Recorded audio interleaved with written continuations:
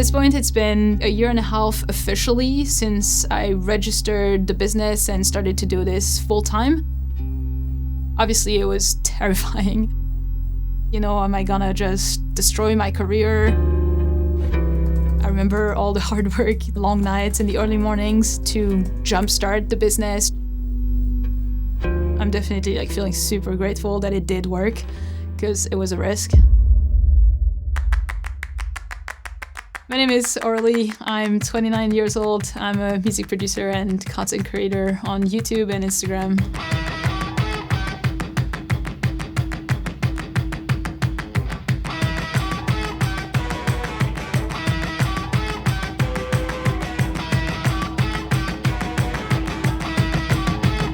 My YouTube channel is named PLV Music.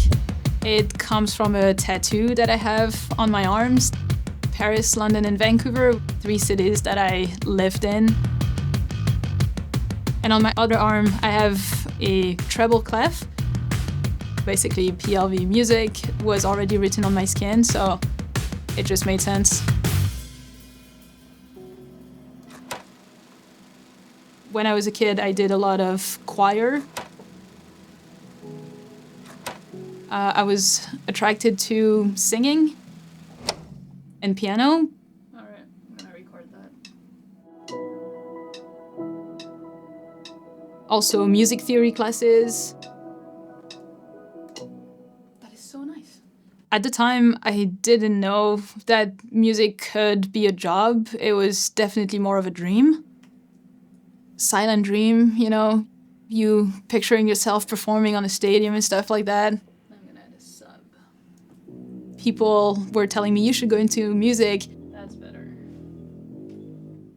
Much better. But I was way too shy at the time. So I went to the traditional way of, getting an actual job and all that stuff.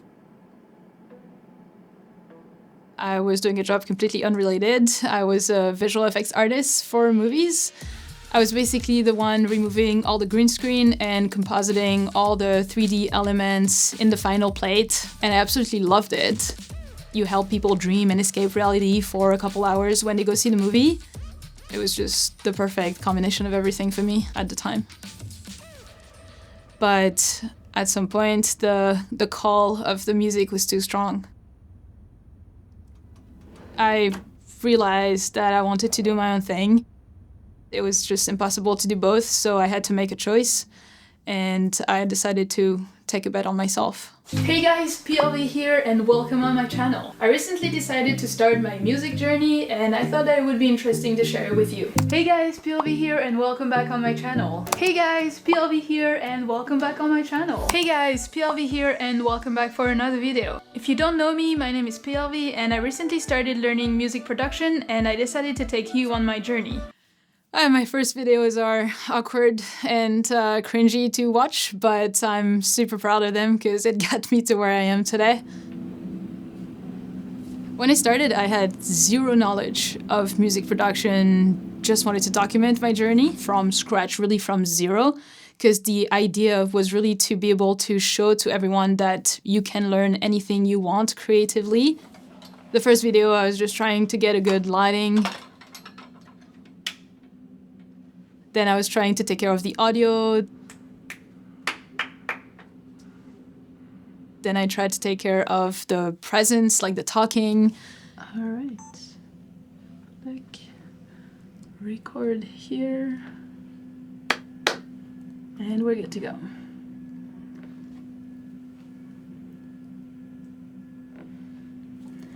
I know it's been a while that I haven't organized a remix contest for you guys, but I have something for you in the meantime. And yeah, little bit by little bit until what it is today. Okay, so you know how I always tell you how being a music creator is awesome? Well, here are 3 things that I hate about being a music creator because non, c'est pas tout rose.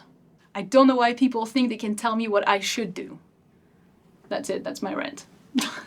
I'm a music producer, but I don't make money from royalties. Here's why. Streaming platforms like Spotify and other things, they don't really pay very well artists. So you kind of have to find another way to monetize your music. At the moment, I have about 7 income sources, I'd say. Digital product sales that I do, I have 3 to 4 ebooks and Notion templates that I sell for my audience. Sponsorships, working with brands is definitely the next biggest one. Coaching sessions, so one-on-one consultations, where for 1 hour I just hop on a call with a student and they can ask me as many questions as they want. UGC, which is user-generated content, it's where brands hire me to make a video for them to use on their own. Custom music services. Right now I'm making some sample packs for a music production platform. I'm also doing 4 songs for 2 clients. Then you have affiliation as well, where people, if they click on my links in the description, I get a commission if they buy from it. Then you have the cliche content creator revenue, which is AdSense, but not a lot. And that's pretty much it. I love helping people and have a positive impact in their lives. This is my purpose, and this is something that I achieve through my course, my coaching sessions, my content, and my digital products, not through gathering thousands of streams. I think the moment I realized that this could become a job is the moment one of my Instagram videos got viral. I watched thousands of videos on YouTube to learn music production. It got over 1 million views. These are by far my 10 favorite tutorials that made me a better producer. Instantly in a month, I was getting booked for coaching sessions every week. I was selling digital products every single day. That's where I was like, okay, I think if I just keep it up and just double down on it and put more time towards it, this is how I can make a full-time income. Okay. And we'll just see, and I think I want to do one without anything so that he can do anything in comp, because those items might not work. So, something like this. Okay. My thumbnail designers sent me this, which is the concept of the thumbnail. And it shows me the pose I need to do, the objects, the props I need to have.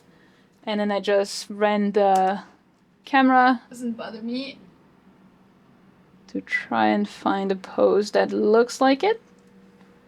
That's a good one. So I would stop, take a screenshot, and output this as a JPEG. And then that gives me a choice between those. And then he creates the thumbnail.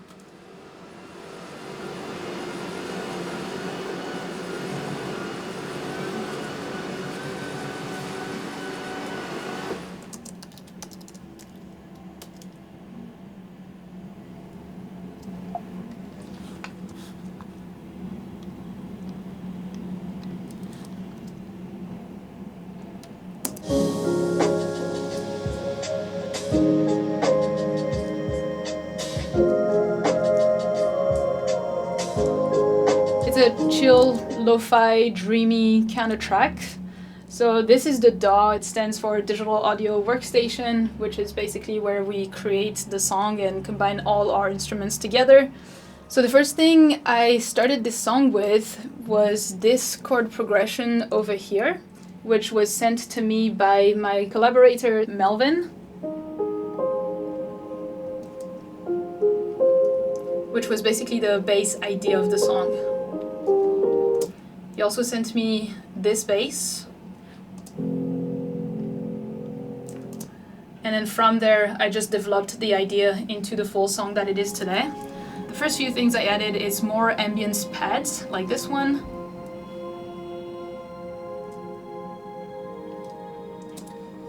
And then using the exact same notes and chord progression, I just chose different sounds, which one is an ambient guitar that sounds like this. I also added another piano. And all the melodic elements together sounds like this.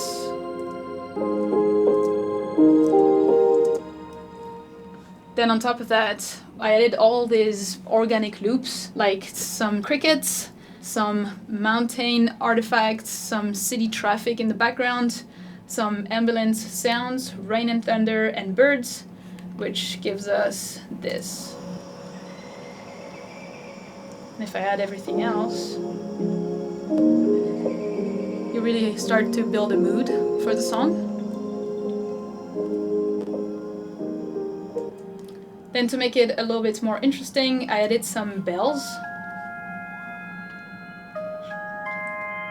And this is just to add some higher frequencies in the song so that it has a better frequency balance.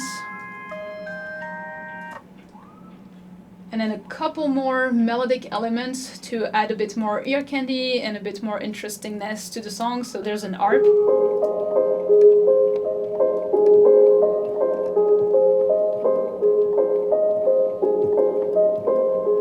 And also finally a cello.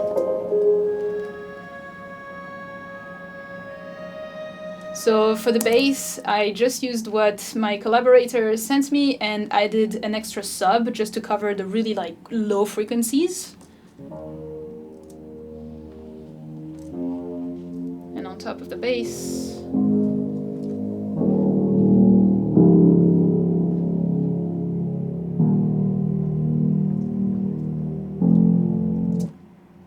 and finally, I needed some drums for some rhythm, so I started with a simple kick. Then I added a rim and a snare, so kind of like the same thing on the second and fourth beat. Then we add more snare so that there's a bit more impact on that snare. And then some hi-hats. And some percussion loops. And so everything together for now gives us the first chorus, which is this.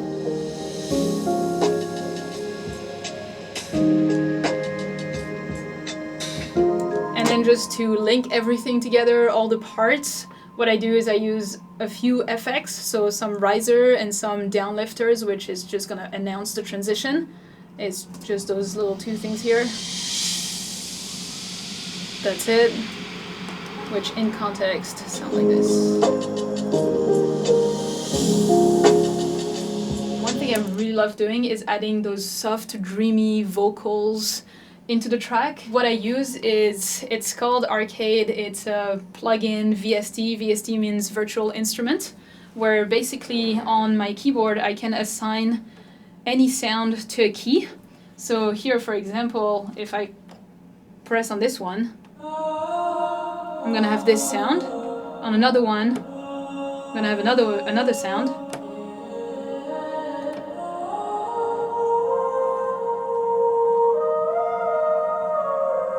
And so what I do is I just try to find a combination of sound by pressing the keys that creates a nice little melody that fits with the song.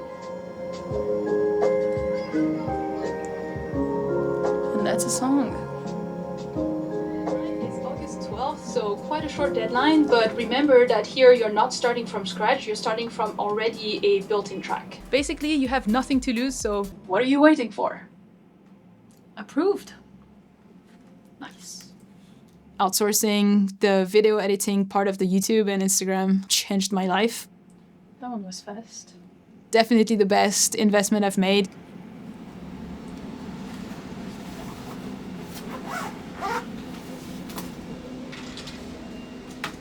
Headphones.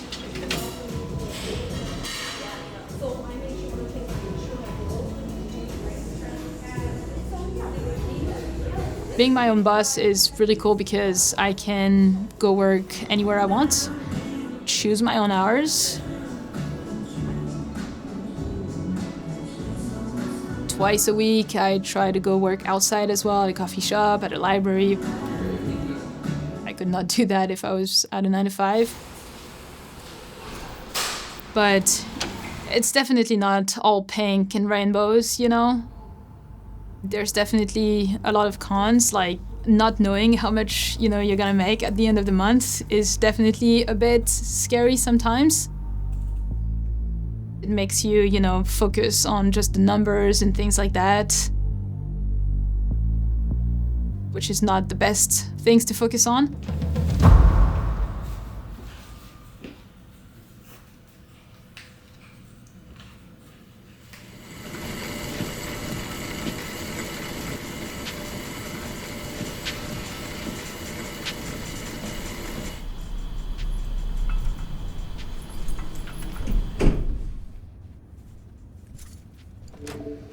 Attendez, quel jour? Attends, bon, on vient de commencer la semaine. Ah oui, c'est vrai, vous êtes en vacances. Ouh. Ah oui, ouais, ok, d'accord.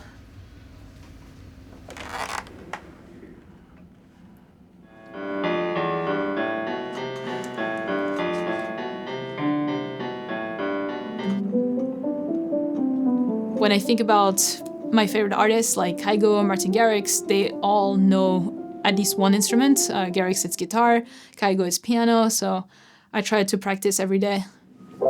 G, then F, I think having more knowledge of the actual music theory and the instruments can help unlock more creative ideas, more chord progression, melodies for my own songs. I need to go to the paper here. First inversion is going to be E, G, C. Second inversion is going to be C, F, A.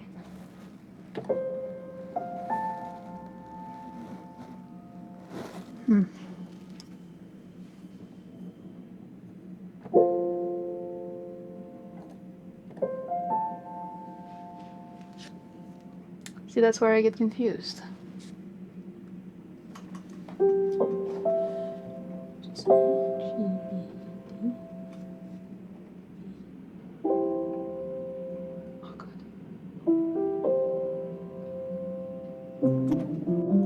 I can't do this. I guess that's it.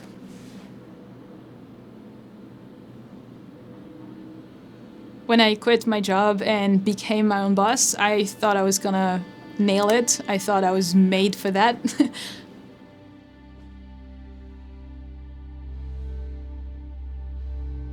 On one hand, I definitely love it because I would not be here today without it. But then on the other side, it's very dangerous. I have an amazing community. I honestly cannot complain about this, but there's always a few, stupid people online. It's just the way it is. I think that the pressure of the audience, the expectation, the attention, the judgment, the mean comments, day after day, week after week, month after month, it just weighs on you. One day I came back on a Sunday. I wanted to go back to work, obviously. And I sat down here at the desk, opened the emails, were supposed to send emails, and huge pain in my stomach, in my chest as well.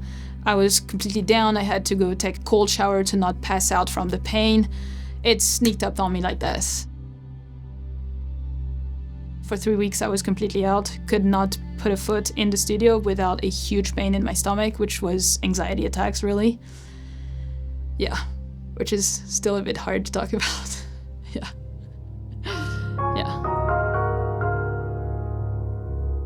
My burnout happened once I reached the big goal that I had deep down since the beginning that I started this. It was making a full-time income on my own.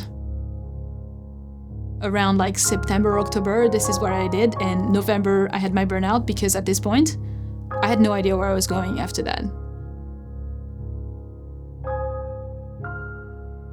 My fiance helped a lot. He really he sat down with me and he was like, "You're stopping, you stop. You take a week off, if not more, you don't work." I was like, yeah, I think you're right. I think it was until end of March that it really took me the time to get out of it. Since April, I'd say I'm fine, I'm over it. But January, February was up and down. Feeling better, no, not at all. Feeling a bit better, no, not at all, etc., etc. A few things I put in place since the burnout are definitely tennis. I went back to tennis much more intensively than I was doing before. It was definitely a big missing part in me that I could feel. Last week I went 3 times, the week before that twice. I just love it. When you hit the perfect forehand. Nice. Woo! The perfect serve. It's so satisfying. I just can't get enough. I'm still there! No!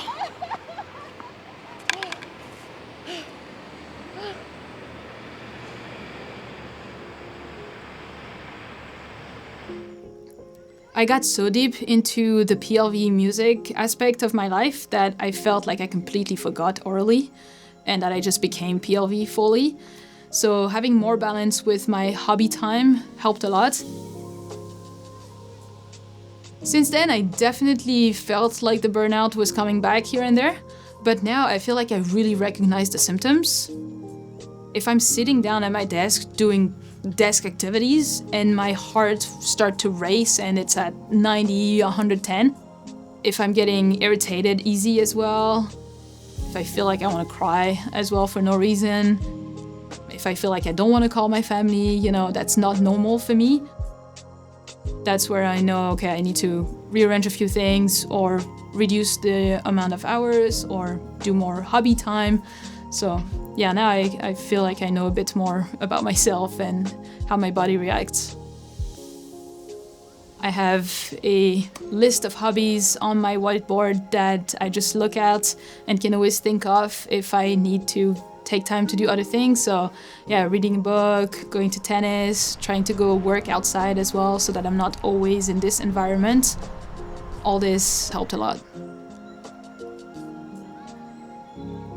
I absolutely never thought of quitting even during the burnout. I knew that it was just a lesson that I had to learn. Before, I could never really hold with one passion for more than like 3 months or so, trying here and there and just failing all the time. Whereas now I was able to focus on something and actually make something great. Yeah, it just taught me that I am capable of doing hard things.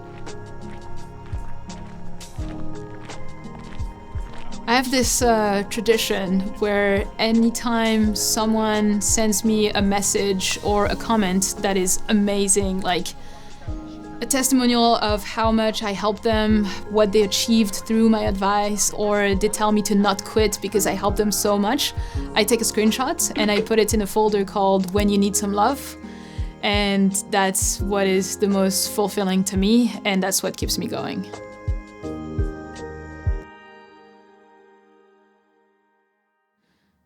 If I see someone that I know, I'm like, oh yeah, that person is the runner guy. That person is the climber guy, you know, that person is a chef. They have something associated with them. And I felt like with me, if I would have had to ask the question to someone to define me, like, you know, how do you see me? They could not really pinpoint it. Whereas now it's like, oh yeah, she's like the YouTube music girl, right? Like I have something that makes me me, you know?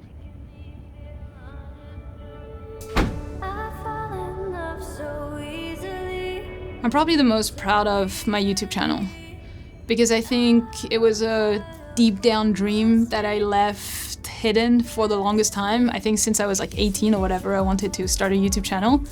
But as I said before, didn't have the mindset for it. I was completely shy. I was too afraid of others' judgment, you know, my family, my friends and all that. So the fact that I did get to create a YouTube channel that has over 25,000 subscribers is mental to me. Like, yeah, I'm so proud that I actually did that. Like, thank you, Aurelie 2021, you know?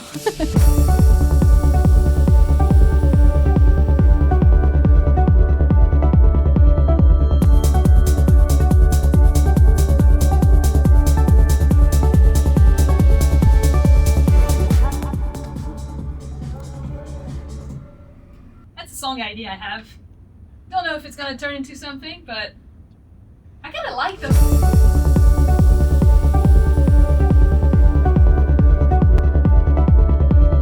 Thanks for listening to my rant. I just hope it prepares you better if that's the route that you want to take as well. But anyway, bye. No, that's not what I wanted to say. Place for yourself, bye. No, that is what I wanted to say. Let's call it done.